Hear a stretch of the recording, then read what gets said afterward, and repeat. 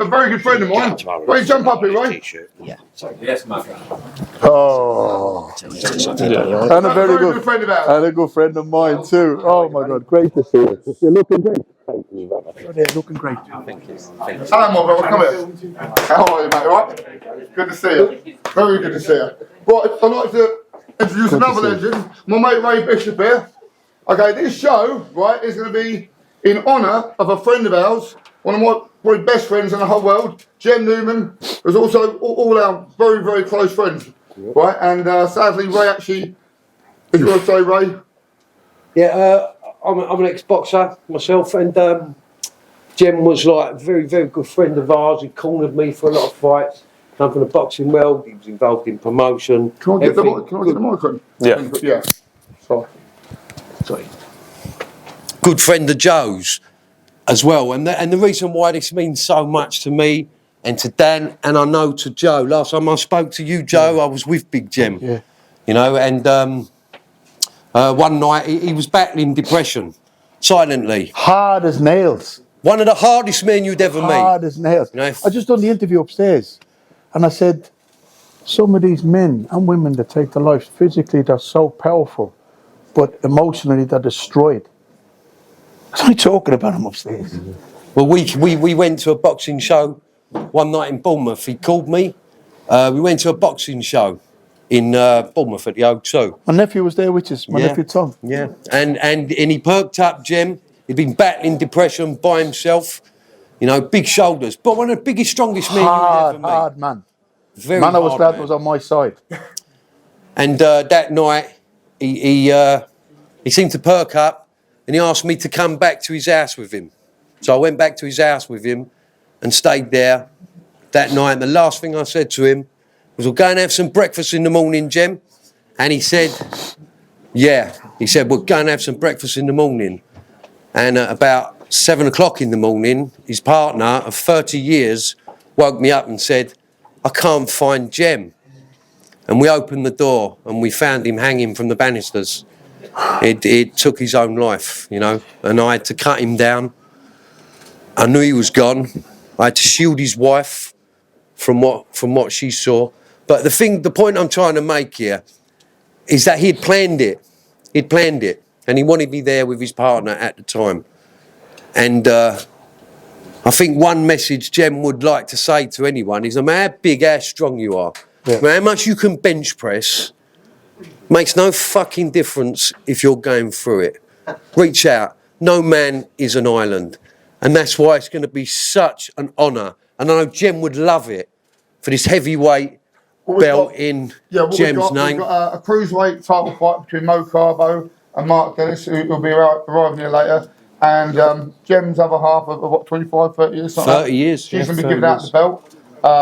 I said, Matt, we want to do a show in honour of Jem. He would love that. He'd have loved Jem. He used to ring me. Big Joe, it's Big Jem. Ah! That's Jem, yeah. So yeah, the show's going to be in his honour, and we're going to raise as much money as we can for the charity Man Gang. We've got their banner here, who are local charities to us, and they do a lot for men's mental health and suicide prevention. I think running the boxing clubs, especially lately, and a lot of you guys here, we all confide in each other, have got emotional problems, mental problems, sometimes go through depression, sometimes a lot, you know, getting too much on the coke and all the rest of whatever it might be. You know, so it's good that...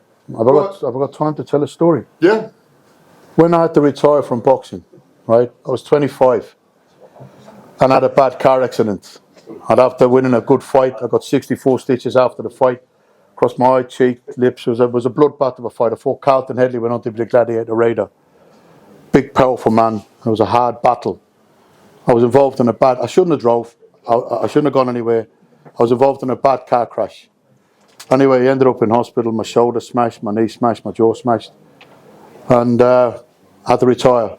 25, prime of life, don't drink, don't smoke, don't take drugs. People used to say to me about depression, I said, behave yourself, because you don't see it until it hits you. I went into a depression for 2 years. I was still on the payroll of my manager, Mr. Eastwood, and I went from 15 stone 10 in 2 years to 32 stone in 2 years. I went to where I was so fat because I wasn't coming out of my home. I was just eating. I was ordering in everything that I could eat. And my dog, as I'm standing here, I was in bed feeling sorry for myself, 32 stone. And my dog was whinging. I was saying, shut up, Sheba. I had a boxer bitch. She had 24 puppies, 13 her first, and a 9 survived, 11 her second, and a 7 survived. And I said, shut up, Sheba. For 2 hours, my dog whinged. I got out of bed and she pooed in the hall of my home. And I felt ashamed. I felt sick that I wouldn't even get out of bed. Feeling sorry for myself. Not even to let my dog out to go to the toilet. The next day I went down to Miss Reesewood's gym. I walked into the gym, waddled, whatever, just into the gym. All the fighters that I'd been with 2 years previous were all, because I'd gone so heavy. And I said, Miss Reesewood, I said, I'm in a depression. And I don't know what is happening. Can I come down to the gym and just be in the company of the fighters? I'll clean the spit, I'll clean the blood, I'll do whatever I have to do just to get out of this depression. So he said, I'll send you to a health farm, Joe. I went to Raspberry Hill in Derry for a month, got counselled, and then I realised there was more to life than boxing. But now when people say to me about depression, I say, listen, I'm not anything special, but if it can hit me, it can hit anybody. Because I was always full of the joys of life. And I say, if it hits you, get help. Don't let it consume you, because it consumed me for 2 years. Absolutely. Get help. This organisation here, credit to the human race and the other organisation as well. They're there to help. Get help. I got help. Now, if I can help anybody, I do. Because like I said, it's like the sucker punch from hell.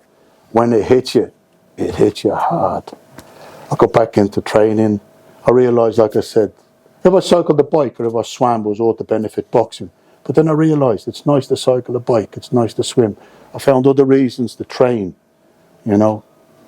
But definitely don't let it consume you, because it's horrible. And then when you see people taking their lives, it's horrific.